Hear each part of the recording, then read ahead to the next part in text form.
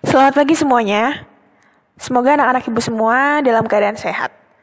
Hari ini kita sudah masuk ke tema 3. Judulnya adalah peduli terhadap makhluk hidup. Kalau temanya sudah baru, berarti semangatnya juga harus semangat baru ya. Nah, jadi di tema kali ini, kita bakal banyak bahas tentang tumbuhan, hewan, dan kehidupan di lingkungan sekitar kita. Nah, kali ini Ibu Dini pengen bahas satu tumbuhan yang memiliki peran yang sangat penting untuk kehidupan kita. Nah, tumbuhan itu adalah tumbuhan padi. Nah, anak-anak, sebagian besar masyarakat Indonesia itu mengkonsumsi nasi sebagai makanan pokok. Jadi, hampir seluruh masyarakat Indonesia itu makan nasi sebagai makanan utamanya. Nah, kamu tahu nggak? Kalau nasi itu berasal dari beras. Beras itu berasal dari tumbuhan padi. Makanya, padi merupakan salah satu tumbuhan yang sangat penting untuk kehidupan kita. Nah, tapi sayangnya, di daerah kita, daerah Bangka Belitung itu, belum bisa menanam tumbuhan padi. Karena padi itu dapat tumbuhnya itu di daerah yang panas dan dengan curah hujan yang tinggi. Jadi daerahnya tuh harus panas, tapi juga hujannya tuh banyak, sering hujan. Nah gitu. Untuk daerah penghasil padi, itu biasanya di daerah Jawa Barat, Jawa Timur, Jawa Tengah, biasanya daerah-daerah Jawa ya, Pulau Jawa. Terus daerah Sulawesi Selatan dan Sumatera Utara. Nah, untuk sekarang kita akan belajar bagaimana sih tahap-tahap pertumbuhan padi. Bagaimana para petani menanam padi sampai akhirnya menjadi beras. Let's go. Oke, tahap menanam padi atau pertumbuhan padi yang pertama adalah tahap pembajakan sawah. Jadi, yang harus kita siapkan sebelum kita menanam padi adalah kita menyiapkan lahan. Kemudian lahan itu dibajak, atau bahasa kerennya tuh kayak digembur-gembur gitu.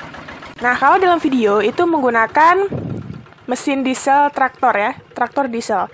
Nah, biasanya juga para petani yang masih tradisional, biasanya mereka menggunakan kerbau untuk membajak sawah.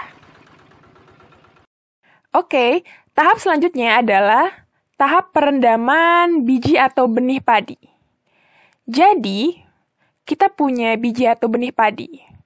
Terus kita masukkan ke dalam karung goni. Karung goni itu adalah karung yang biasanya kita pakai buat lomba 17 Agustus di sekolah, lomba balap karung. Nah, biji atau benih tadi kita masukkan ke dalam karung goni. Lalu, karung goninya itu kita rendam ke air yang mengalir. Nah, kamu bisa lihat di situ contohnya ya. Nah, tahap selanjutnya adalah tahap penanaman padi.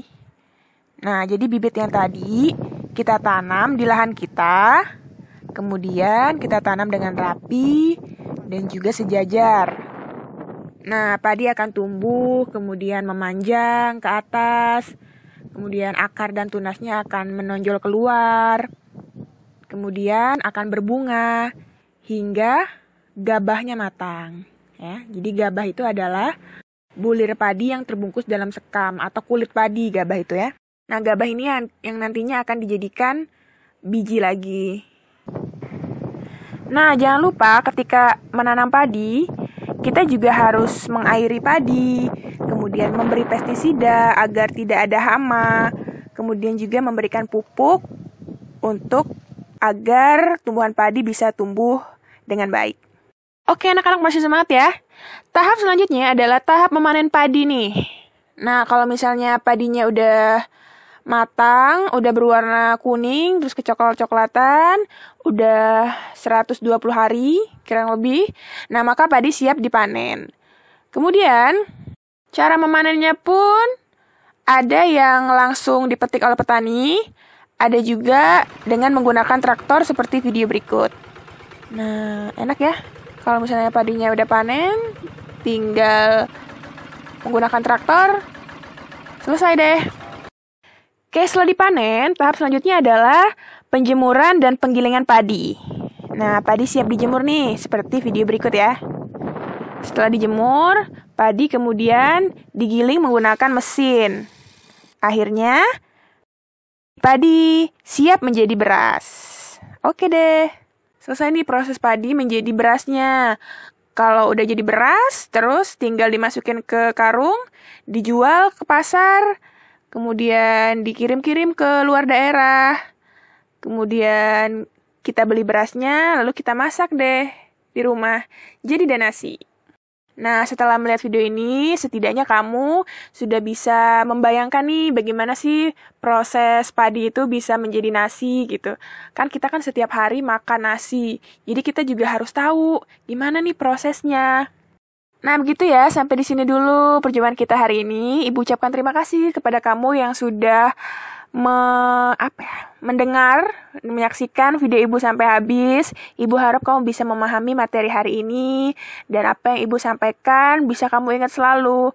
Bukan hanya ingat hari ini ya, tapi sampai seterus-terusnya. Oke, terima kasih. See you.